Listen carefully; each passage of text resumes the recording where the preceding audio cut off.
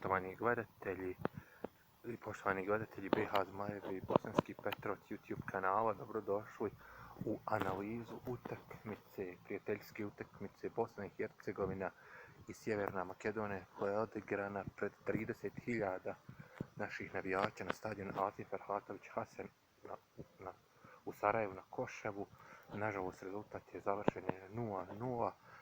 Dosadna utakmica, bez puno prilika. Jedina prilika koja je bila za našu reprezentaciju jeste u prvom poluvremenu, kada je Alaj Begović pogodio spajajući, gdje se spajaju prečka i Stiva. Šteta što nismo pobijedili Sjevernu Makedoniju i tako se od naših navijača oprostili pobjedom pred put u Sjedinjene Američke Države, Kanadu i Meksiko, gdje ćemo odigrati u St. Louis, Missouriju, ćemo odigrati prijateljsku utakmicu protiv selekcije Paname. Šteta što nismo, nažalost, imamo i loše vijesti iz našeg tabora tokom zagrijavanja za drugo poluvrijeme utakmice Bosna i Hercegovina Sjeverna Amerika. Tokom zagrijavanja za drugo poluvrijeme utakmice Bosna i Hercegovina Sjeverna Makedonija povrijedio se treći golman naše reprezentacije Osman Hadžikić. Nažalost, njegova povreda je teža od uobičajene. Nadam se da će biti spreman za svjetsko prvenstvo, nadam se da neće Barbarez morati pozvati naknadni poziv puta trećem golmanu reprezentacije.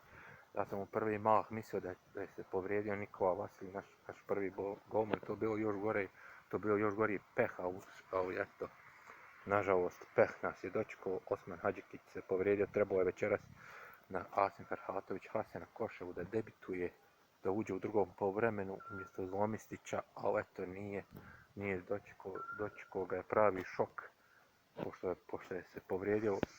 U pitanju je zadnja loža, nažalost šteta baš za mladog golmana koji brani u HNL-u, baš mi ga je žao što se povrijedio. Nadam se da će povredu uspjeti sanirati naš liječnički tim, da će uspjeti povredu sanirati pred utakmicu protiv Paname i da će braniti protiv Paname u St. Louisu.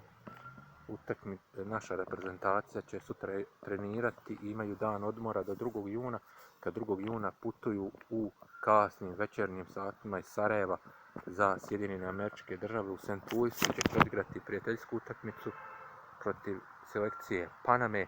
Utakmica se igra od 21 sat u St. Louis, Missouriju u našem vremenu, a po američkom je vremenu to je u 14 sati.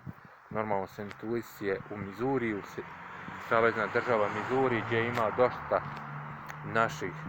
naših ljudi, zato su to izabrao, zbog naših ljudi su izabrao su, kako se kaže, izabrao su taj grad, zato što ima dosta, jedna cijela bosanska manjina je u St. Louisu, zato su izabrali tude, a kamp reprezentacije će biti u Salt Lake City u Utah, gdje tu ćemo trenirati sve do 11. juna. 11. juna idemo u Toronto gdje igramo prvu utakmicu protiv domaće reprezentacije Kanade. 12. juna u 21 sat je prva utakmica na svjetskom prvenstvu protiv Kanade. 18. je protiv selekcije Švicarske, a zatvaramo protiv Katara.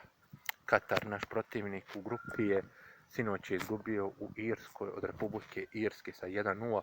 Nije to bila utakmica, to je bio rovovski rat. Bilo su 2 crvena kartona, Irska ih je probila u ovom prvom poluvremenu za 1-0. Minimalnom pobjedom Republike Irske se završio taj duel. Reprezentacija Katara se pokazala kao tvrd orah.